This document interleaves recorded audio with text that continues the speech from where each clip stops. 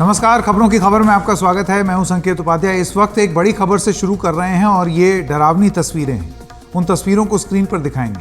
केंद्रीय गृह मंत्री अमित शाह आज राजस्थान में एक चुनावी रोड शो के दौरान बाल बाल बचे हैं। राजस्थान के डीडवाना में एक रोड शो के दौरान अमित शाह का चुनावी रथ बिजली के नंगे तारों से उलझ गया। अमित शाह तब एक मोहल्ले से गुजर रहे थे इसी इलाके की। ये तस्वीरें आप अपने स्क्रीन पर देखिए। ये एडवांस पार्टी निकली, उसके बाद पीछे उनका रथ आ रहा है। रथ थोड़ा सा ऊंचा था, एक गली में से गुजर रहा था और एकदम से जैसे ही वो तार के कांटेक्ट में आया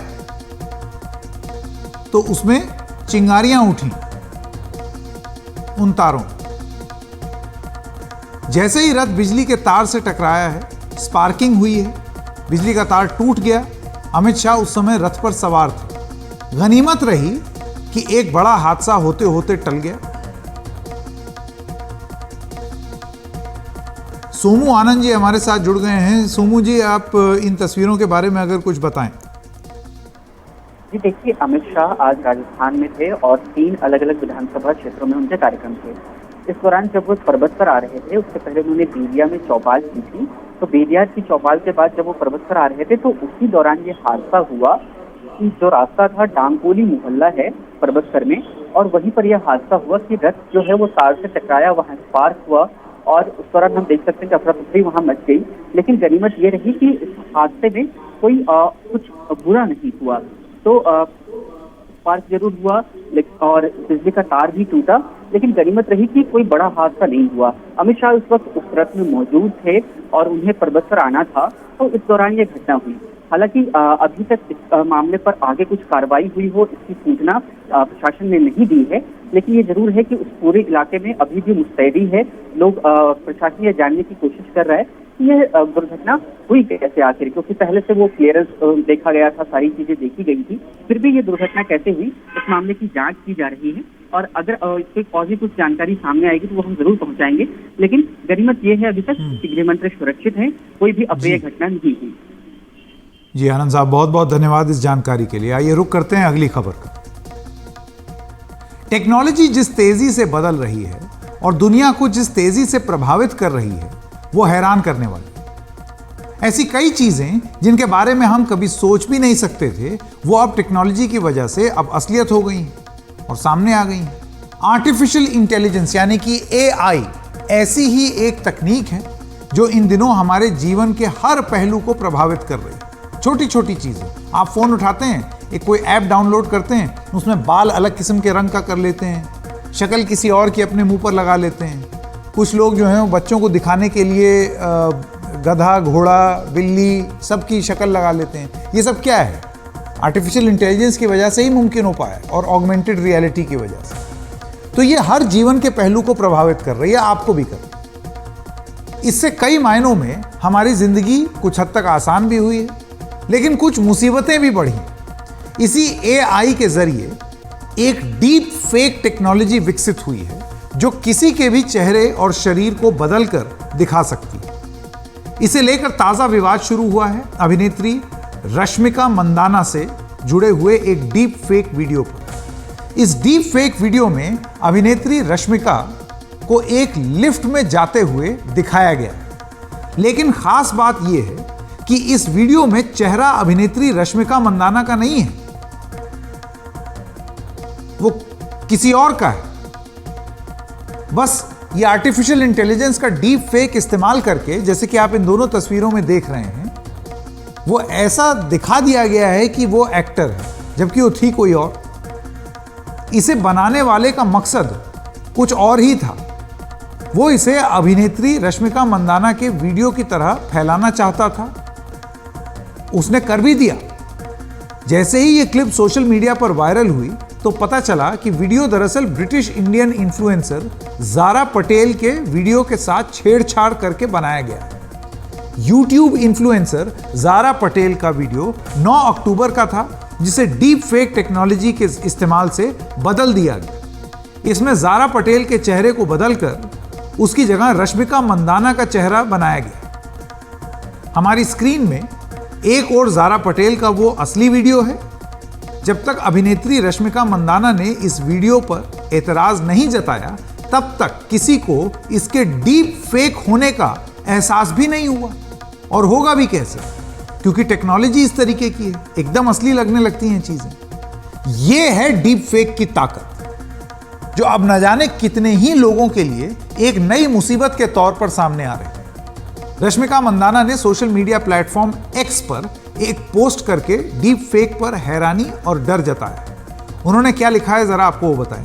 वो कहती हैं कि मैं इसे शेयर करते हुए बहुत दुखी हूं और मुझे ऑनलाइन फैलाए जा रहे अपने डीप फेक वीडियो पर बात करनी है। ऐसा न सिर्फ मेरे लिए बहुत डरावना है, बल्कि जिस तरह टेक्नोलॉजी का दुरुपयोग हो रहा है, उसके कारण हम सभी पर इसका खतरा मंडरा रहा है। आज एक महिला और अभिनेत्री होने के नाते मैं अपने परिवार, दोस्तों और चाहने वालों की शुक्रगुजार हूं जो मेरे बचाव में रहे हैं। लेकिन अगर ऐसा मेरे साथ तब होता है जब मैं स्कूल या कॉलेज में थी, तो मैं सोच भी नहीं सकती कि मैं कैसे इसका मुकाबला करती। हमें एक समुदाय के तौर पर इससे गंभीरता से निपटना होगा, इससे पहले कि पहचान की इस चोरी से हम में से और लोग भी प्रभावित ना हो। इस डीप फेक वीडियो पर तुरंत ही काफी प्रतिक्रियाएं भी आई हैं और अभिनेता अमिताभ बच्चन समेत कई हस्तियों ने इस मामले में कानूनी कार्रवाई की मांग की। लेकिन पहचान की ये चोरी, या कहें डीप फेक और मॉर्फ्ड इमेज, क्योंकि वो फोटो आपकी है ही नहीं, वीडियो आपका है ही नहीं, लेकिन तकनीक इस तरीके की है कि कोई भी एक सेकंड के लिए मान जाएगा कि हाँ भाई ये तो आप ही हैं। तो ये जो वीडियो मॉर्फिंग हुई है, इमेज मॉर्फिंग हुई है, इसके जरिए पहचान पर यह हमला क्या रोज ही नहीं हो रहा है? आज ही अभिनेत्री कटरीना कैफ से जुड़ी ऐसी ही एक फर्जी तस्वीर सामने आई है।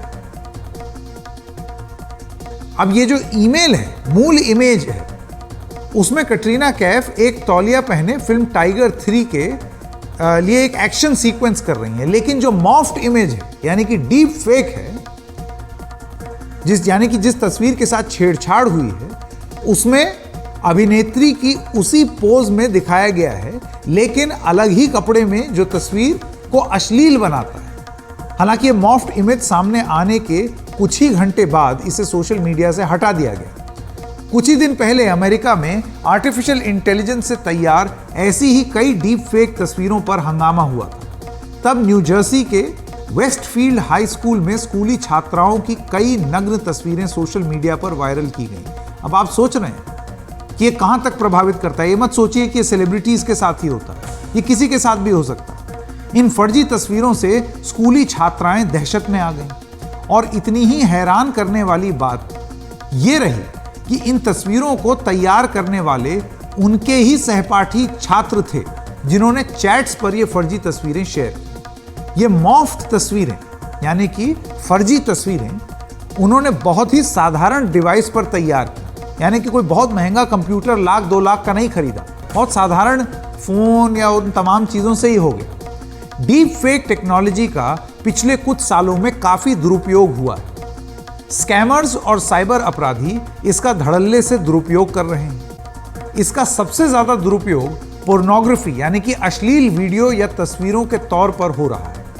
यही नहीं, जानी मानी हस्तियों की पहचान के साथ भी इस टेक्नोलॉजी के जरिए यह खिलवाड़ हो रहा है। जैसे कि आपने देखा मंदाना जी के केस में, उन्हें बदनाम करने या उनसे जुड़ी गलत सूचनाओं को फैलाने के लिए इसका इस्तेमाल किया जा रहा है कि थोड़ी वाहवाही हो जाए। इस डीप फेक टेक्नोलॉजी में पावरफुल ग्राफिक्स कार्ड्स का इस्तेमाल किया जाता है। इंटरनेट पर ऑनलाइन ऐसे कई टूल्स और ट्यूटोरियल्स हैं जो मुफ्त हैं और डीप फेक टेक्नोलॉजी का इस्तेमाल सिखाते हैं कि ऐसे फर्जी वीडियो बनाएं। ये बड़ी ही चिंता की बात है।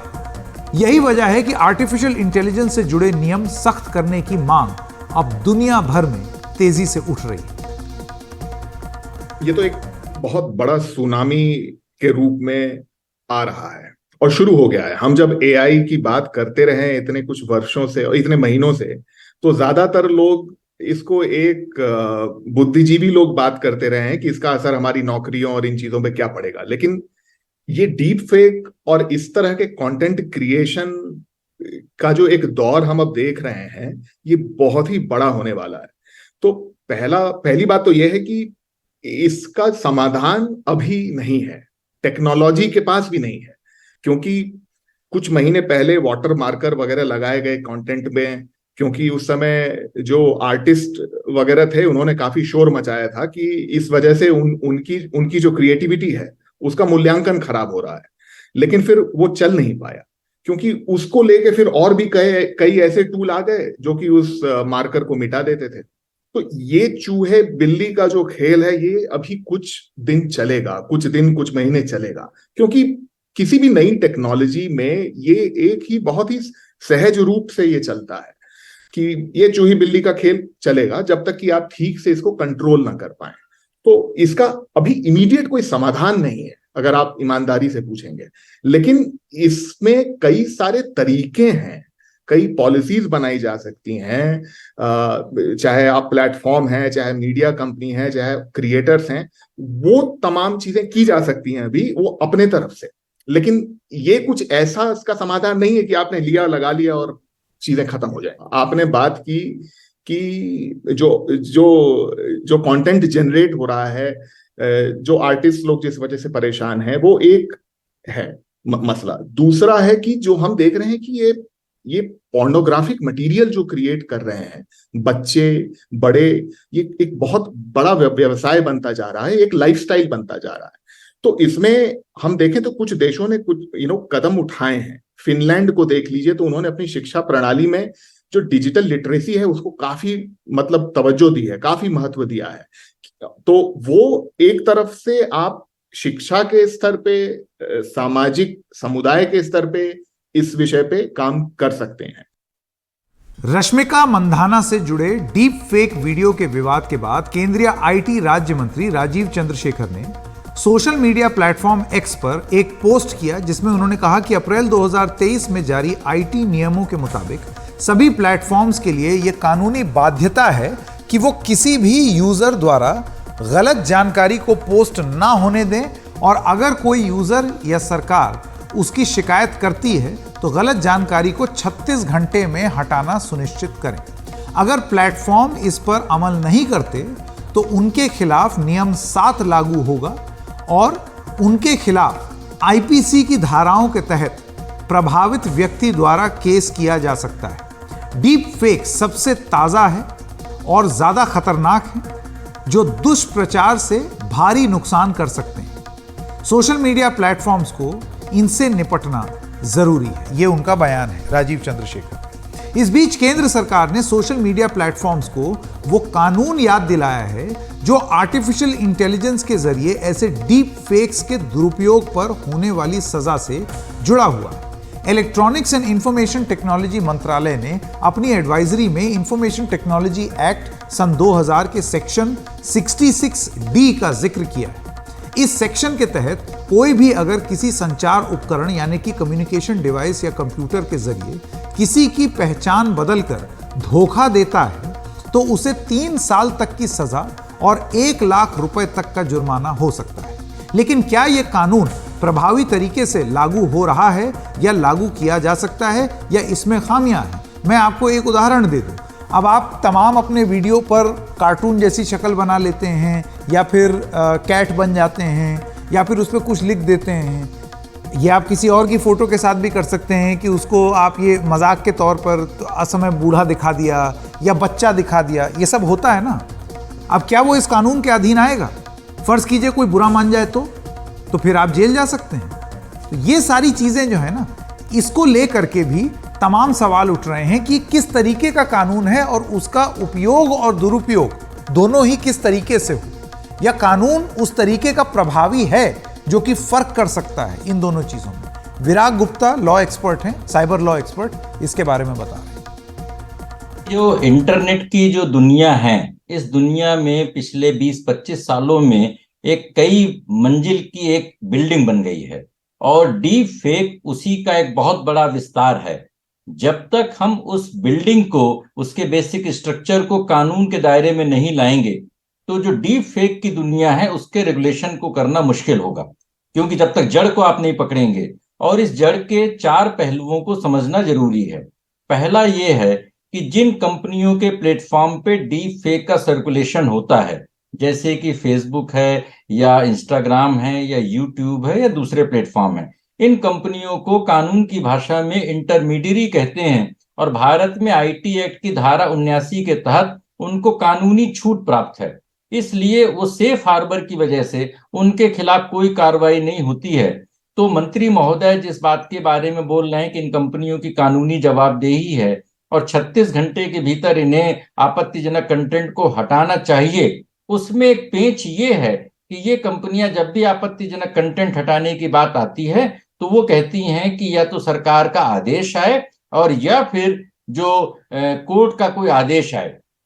इसके लिए 10 साल पहले गोविंदाचार्य मामले में दिल्ली हाई कोर्ट ने इन कंपनियों से कहा था कि आप अपने शिकायत अधिकारी को नियुक्त करें, लोग उसके टोल फ्री नंबर पर संपर्क करें, ईमेल में संपर्क करें, और ये कंपनियां सीधे उसके शिकायत का बहुत जल्द निवारण करें। और इस वजह से एक मैकेनिज्म होने के बावजूद भी लोगों को राहत नहीं मिल पा रही है, ये एक बात है। दूसरी बात, भारत में जो बच्चों के डिजिटल बालिग होने का कानून है उसे सही तरीके से लागू नहीं किया जा रहा है। कानूनन 18 साल से कम उम्र के जो बच्चे हैं वो नाबालिग होते हैं, वो कॉन्ट्रैक्ट नहीं कर सकते हैं, सोशल मीडिया के अकाउंट नहीं खोल सकते हैं। अमेरिका में ये उम्र 13 साल से कम है, 13 से 16 साल के बीच में अमेरिका में जो अभिभावकों के संरक्षण में बच्चे सोशल मीडिया इस्तेमाल कर सकते हैं। लेकिन भारत में 35-40% बच्चे गैर कानूनी तरीके से सोशल मीडिया का इस्तेमाल कर रहे हैं। इन कंपनियों को पता है, लेकिन ये कंपनियां मुनाफे के लिए उस पर रोक नहीं लगाती हैं। ये समस्या का दूसरा पहलू है। तीसरा पहलू ये है कि भारत में इस बारे में कोई इफेक्टिव रेगुलेटर नहीं है। अब हर आदमी तो मंत्रालय या मंत्री या पार्लियामेंट्री कमेटी के पास नहीं जा सकता है, और उसमें एक समस्या ये है कि संविधान की 7वीं अनुसूची के अनुसार जो राज्यों के पास पुलिस और व्यवस्था का अधिकार है, जबकि केंद्र सरकार के पास साइबर सिक्योरिटी का अधिकार है। राज्य और केंद्र के बीच में सही तालमेल नहीं होने से जो अंतर्राज्यीय अंतर्राष्ट्रीय जो साइबर और एआई के जो ये ठगों के जो अड्डे हैं उन पर कोई कार्रवाई नहीं होती है। ये तीसरी बड़ी समस्या है। तो ये तो हमने बात की डीप फेक की, जो पूरी तरह फर्जी है और जिसके जरिए किसी का भी वीडियो, ऑडियो, इमेज, टेक्स्ट इसके साथ छेड़छाड़ की जा सकती है, किसी भी सही चीज को गलत तरीके से दिखाया जा सकता है। ऐसा काम गैर जिम्मेदार और शैतान लोगों का होता है, शैतानी दिमाग की उपज होती है। लेकिन हम उनका क्या करें जो बहुत ही जिम्मेदार हैं, शैतान भी नहीं है? उनकी भाषा कैसे कभी संतुलित होते होते असंतुलित हो जाती है, और इतनी असंतुलित हो जाती है कि उन्हें अंदाजा ही नहीं होता कि वो जिस बात को कहना चाह रहे हैं उसका लहजा क्या है, या वो लहजा भद्दा तो नहीं हो गया। हमारे कई नेता इसके शिकार हैं। लेकिन अगर बिहार के मुख्यमंत्री नीतीश कुमार की भाषा देखी जाए तो यह बहुत चिंता की बात है। अक्सर शांत स्वभाव वाले नीतीश कुमार, जो कभी कभार बितक भी जाते हैं, गुस्सा भी हो जाते हैं, लेकिन वो कभी फूहड़ बात नहीं बोलते, भद्दी बात उस तरीके से, ये उनकी पहचान नहीं है।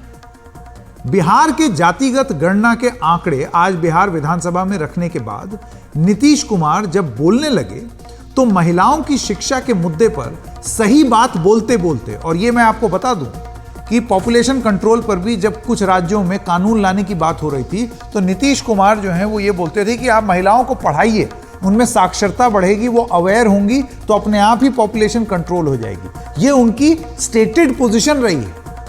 लेकिन यही बात बोलते बोलते, और वो भी अपने सदन के पटल में, भाषा की मर्यादा से शायद वो बाहर हो, वो भी एक बार नहीं बल्कि 2-2 बार, पहले विधानसभा में और उसके बाद फिर विधान परिषद में। विधानसभा का बयान सुनिए। तो जरूरी चीज न है। तो जो हम लोगों ने कहा कि अगर पढ़ लेगी लड़की और वो जब शादी होगा लड़का लड़की में, तो जो पुरुष है वो तो रोज रात में जो सदिया होता है उसके साथ करता है ना, तो उसी में और पैदा हो जाता है।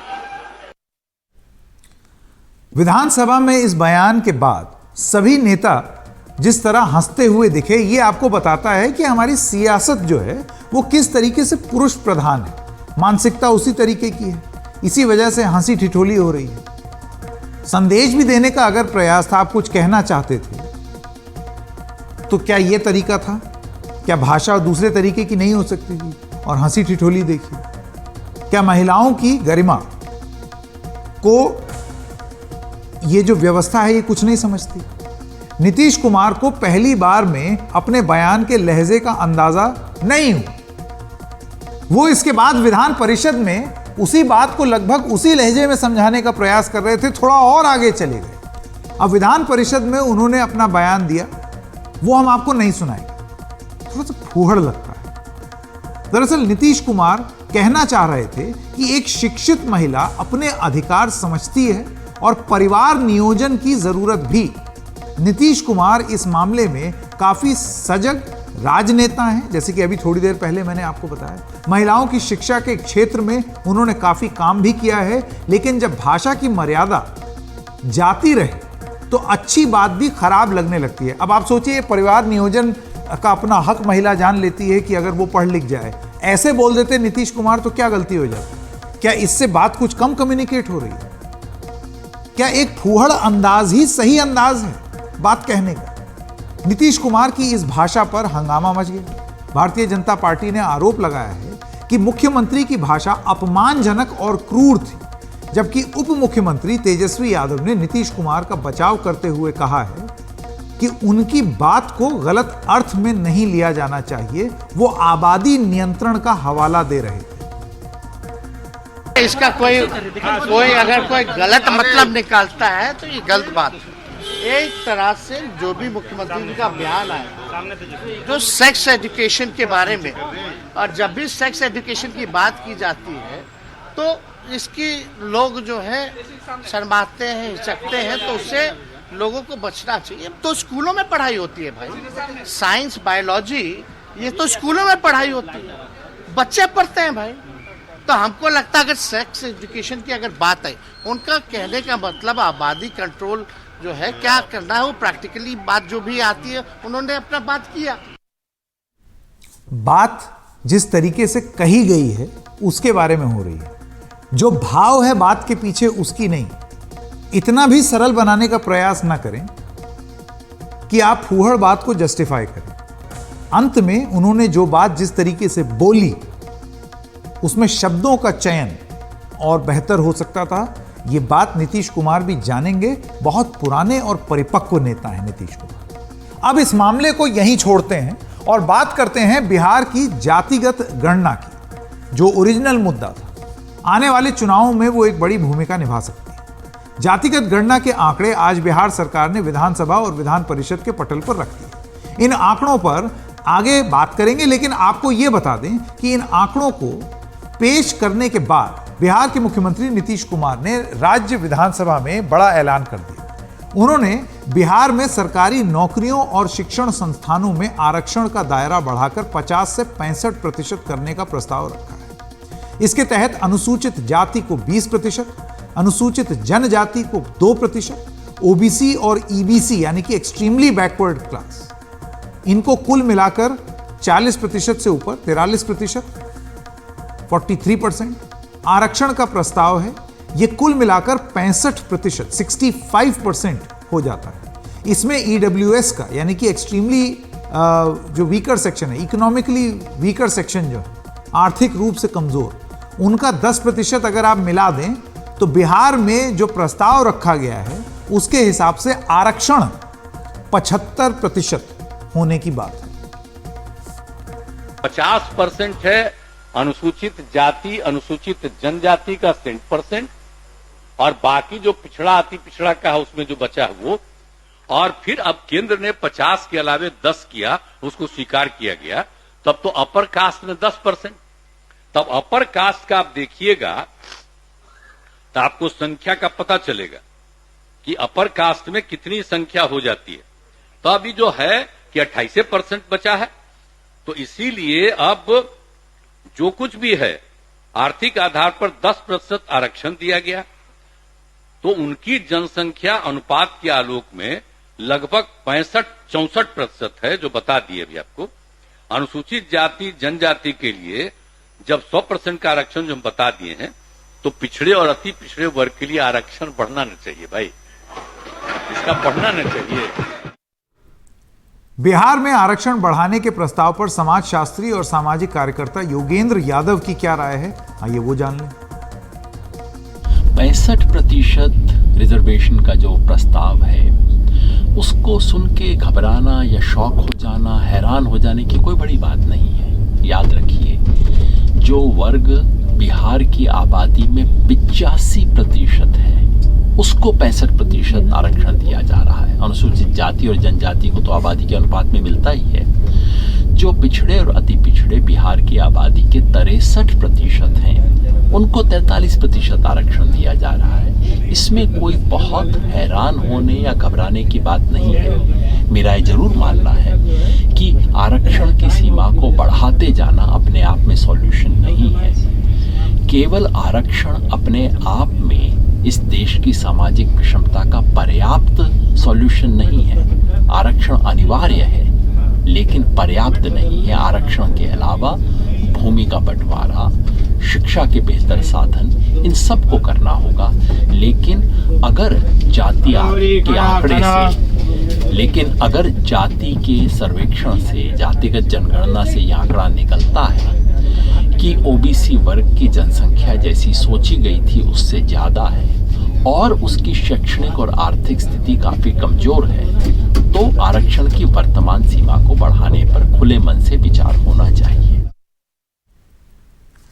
इससे पहले बिहार सरकार ने जाति आधारित गणना के जो आंकड़े जारी किए हैं, उनके मुताबिक बिहार में हर 3 में से 1 परिवार बड़ी गरीबी में जी रहा और उसकी मासिक आय यानी कि मंथली इनकम 6,000 रुपए या उससे कम है। जातिगत गणना पर आधारित आर्थिक सर्वे की रिपोर्ट में यह सामने आया है कि 34.13% परिवारों की मासिक आय 6,000 रुपए, 29.13 यानी कि 29.13% परिवारों की मासिक आय 6 से 10,000 रुपए प्रति माह, 3.9% परिवारों की मासिक आय 50,000 रुपए से अधिक है।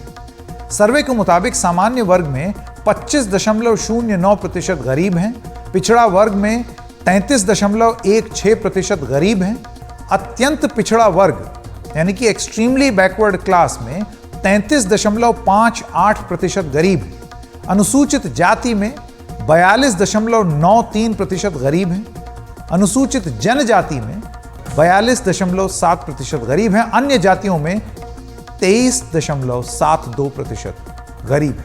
अब जाति के आधार पर जो गरीब हैं वो आपको बता दें तो 25% के आसपास भूमिहार गरीब, 25% ब्राह्मण गरीब, 24% राजपूत, 13.83% कायस्थ, 25% शेख, 22% पठान और 17% सैयद। ये बताया गया है कि ये जो जातियां हैं उनमें कौन कौन कितना गरीब है। अब पिछड़ा वर्ग में गरीब जाति मतलब कितने गरीब हैं पिछड़े वर्ग में, तो 35% यादव गरीब हैं, 34.3% कुशवाहा, 29% कुर्मी और सरजूपारी मुस्लिम जो हैं वो 29.33% गरीब हैं। अब कौन कितना शिक्षित है इसके भी आंकड़े सामने आए हैं। 22.67% 1 से 5 तक की शिक्षा उनको प्राप्त है, यानी कि 22.6% जो बिहार है वो 5वीं कक्षा तक ही पढ़ा हुआ है। 14.33% जो है वो 6 से 8 तक की शिक्षा प्राप्त है। 14.7% 9 से 10 तक शिक्षित हैं। 11वीं से 12वीं तक की शिक्षा 9% की हुई है और करीब 7% आबादी ग्रेजुएट है। बहुत ही हैरान कर देने वाला आंकड़ा है ये। अब सामाजिक राजनीतिक विश्लेषक और चुनाव शास्त्री योगेंद्र यादव बिहार की जातिगत गणना का विश्लेषण किस तरह से करते हैं, आइए ये उनसे जान लेते हैं।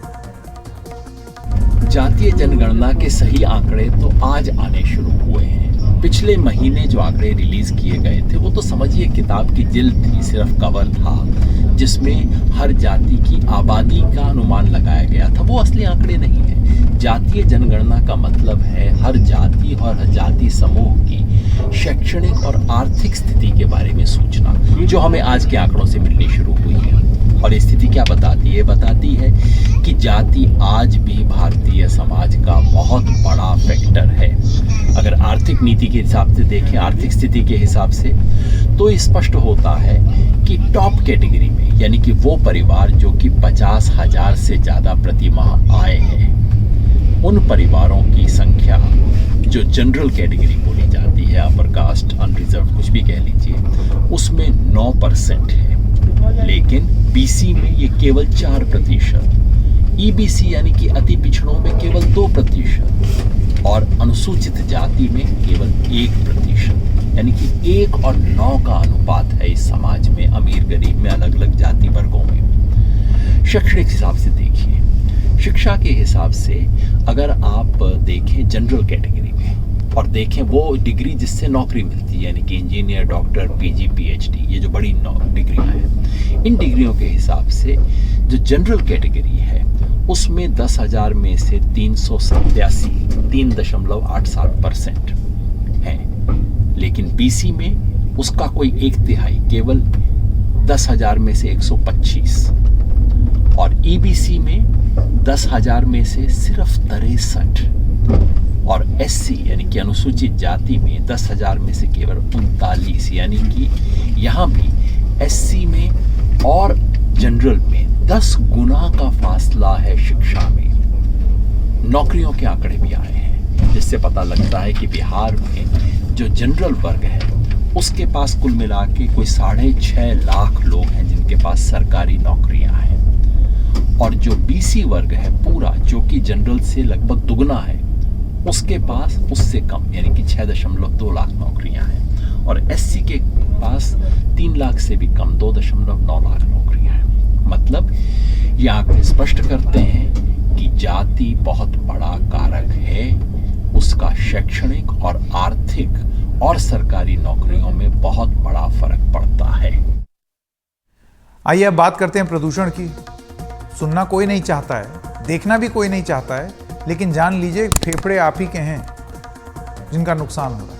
सुप्रीम कोर्ट ने आज दिल्ली एनसीआर में प्रदूषण के मामले में सुनवाई करते हुए पराली जलाने को लेकर सख्त रुख अपनाया। कहा कि पराली किसी सूरत में नहीं जलनी चाहिए। सुप्रीम कोर्ट ने इस मामले में दिल्ली एनसीआर से जुड़े 5 राज्यों की सरकारों को तुरंत बैठक करने को कहा है। सोचिए, सुप्रीम कोर्ट को बोलना पड़ रहा है। यह भी कहा कि अगर कहीं पराली जली तो संबंधित जो एसएचओ है इसका जिम्मेदार होगा, स्टेशन हाउस ऑफिसर, पुलिस। शुक्रवार को इस मामले की अगली सुनवाई होगी। उधर मुंबई भी वायु प्रदूषण से उसका हाल खराब है। अस्पतालों में सांस के मरीजों की तादाद दोगुनी हो चुकी है।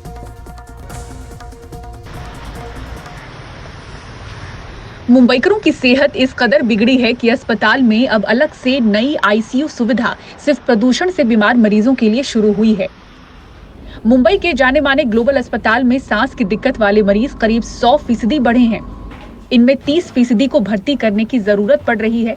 अस्पताल में कुल भर्ती मरीजों में 40% मरीज सांस की दिक्कत वाले हैं। ऐसे में अस्पताल को 8 बेड का आईसीयू यूनिट शुरू करना पड़ा।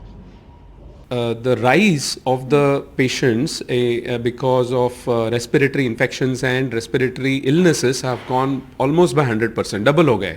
And the air quality index AQI जो measure करते हैं government, तो that is deteriorating day by day. It is because of the particulate matter less than 10 microns. So उसका level बढ़ गया है pollution की वजह से, क्योंकि less than 10 micron particulate matter जो है वो फेफड़े में जाता है। More than 10 micron may be it gets filtered at the nose level और the upper airway level, but इससे कम जो है 10 माइक्रोन से कम वो लंग्स में जाता है and then it causes all this problems. 48 साल के ये मरीज टीबी से काफी पहले ठीक हो चुके थे, लेकिन बिगड़ी हवा ने इन्हें फिर से आईसीयू में भर्ती करवा दिया। इनको टीबी काफ़ी पहले हुआ था, कई साल पहले, वो जो ठीक होके भी गया, लेकिन जो इनकी कंडीशन कंट्रोल में थी वो थोड़ी अभी जैसे अस्थमा के पेशेंट जैसे आते हैं जिनका अस्थमा कंट्रोल नहीं होता, उनको सांस गड़ी गड़ी फूलती है एंड रेगुलर अटैक्स आते हैं, वैसा उनको हो रहा है। बिकॉज लंग डैमेज तो है but it usually is controlled. OPD या इमरजेंसी में 10 पेशेंट देखो रफली 5% ऑफ द 5 पेशेंट उनमें से तो भर्ती करने ही पड़ते हैं, हालांकि एक आध दिन के लिए, बिकॉज जितने भी मेडिसिन ओरल जो मेडिसिन देते हैं उनका असर कम होता है इन पे, उनका असर इनफ नहीं है, तो उनको थोड़ा इंट्राविनस इंजेक्शंस, नेबुलाइजेशंस, थोड़ा ऑब्जर्वेशन, ताकि ऑक्सीजन का लेवल जो है वो एक लेवल पे आ जाए, फिर हम लोग उनको घर का ट्रीटमेंट देके भेज सके। बॉम्बे हाई कोर्ट की सख्ती के बाद क्या शहर में कंस्ट्रक्शन साइट पर नियमों का पालन हो रहा है? हमने इसको लेकर रियलिटी चेक किया। देश की सबसे महंगी सड़क में से एक करीब 25 किलोमीटर लंबी कोस्टल रोड प्रोजेक्ट पर ढंग से नियमों का पालन नहीं हो रहा। बीएमसी के महत्वाकांक्षी प्रोजेक्ट में बीएमसी की ही गाइडलाइन की अनदेखी हैरान करने वाली है। मुंबई में आपको बता दें, जो कंस्ट्रक्शन हो रहा है उसको लेकर जो डस्ट उड़ती, जो धूल उड़ती है हवा में, उसकी हिस्सेदारी पोल्यूशन में 71% है। तो सबसे ज़्यादा अहम यह है कि इस डस्ट पे, सॉइल पे कंट्रोल हो, उसको लेकर वाटर स्प्रिंकलर्स का इस्तेमाल बड़े पैमाने पर होना बेहद ज़रूरी है। गाइडलाइन भी बीएमसी की यही कहती है, लेकिन उसका उल्लंघन होता हुआ हम यहाँ पर देख रहे हैं।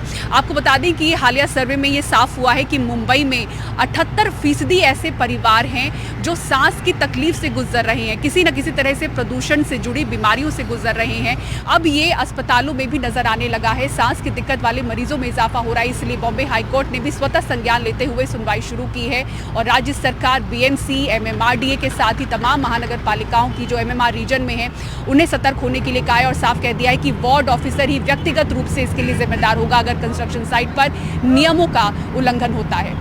मुंबई के हाजीली से कैमरा पर्सन संजय मंडल के साथ पूजा भारद्वाज, एनडीटीवी इंडिया। रेव पार्टियों में कथित तौर पर सांपों और उसके जहर का इस्तेमाल करने के मामले में अब नोएडा पुलिस जल्द ही एल्विश यादव को पूछताछ के लिए बुलाएगी, जबकि वन विभाग एल्विश यादव के सांपों के साथ बनी वीडियो की गहनता से जांच कर रही है। वन विभाग एल्विश यादव के सांपों के साथ बनाए हुए वीडियो को देख रही है और क्या वन विभाग भी एल्विश यादव पर कोई कार्रवाई करेगी? देखिए रवीश रंजन शुक्ला की ये रिपोर्ट। ये तस्वीरें एल्विश यादव की मुश्किलें बढ़ा सकते हैं। हालांकि अब तक वन विभाग ने एल्विश पर वन्य जीव अधिनियम के तहत कोई मामला दर्ज नहीं किया है, लेकिन राज्य के वन मंत्री की माने तो जांच में एल्विश दोषी मिले तो कार्रवाई हो सकती है। कानून अपना काम कर रहा है और कानून पूरी सख्ती से काम करेगा। कोई कितनी बड़ी सेलिब्रिटी हो, कानून से बड़ा कोई नहीं है। जब पता लगा तो एक्शन लिया, हमारे विभाग ने भी उसमें कार्रवाई की। जो लोग एफआईआर में हैं उनके खिलाफ कार्रवाई जरूर होगी। 2 नवंबर को बरामद 9 सांपों का मेडिकल परीक्षण कराकर वन विभाग उनको जंगल में छोड़ने की तैयारी में है, जबकि नोएडा पुलिस 5 सपेरों को रिमांड पर लेकर पूछताछ करने जा रही है। इस पूछताछ के आधार पर एल्विश यादव को भी पुलिस कभी भी जांच के लिए बुला सकती है। हालांकि एल्विश की सफाई है कि रेप पार्टियों में सांप या उसके जहर का इस्तेमाल करने का आरोप बेबुनियाद है, लेकिन रेप पार्टियों में सांपों का इस्तेमाल कई सवाल खड़ा करता है। मामला हाई प्रोफाइल है, लिहाजा पुलिस और वन विभाग भी फूंक फूंक कर कदम रख रही है। नोएडा से अरविंद उत्तम के साथ रवीश रंजन शुक्ला, एनडीटीवी इंडिया। और खबरों की खबर में आज इतना ही। नमस्कार।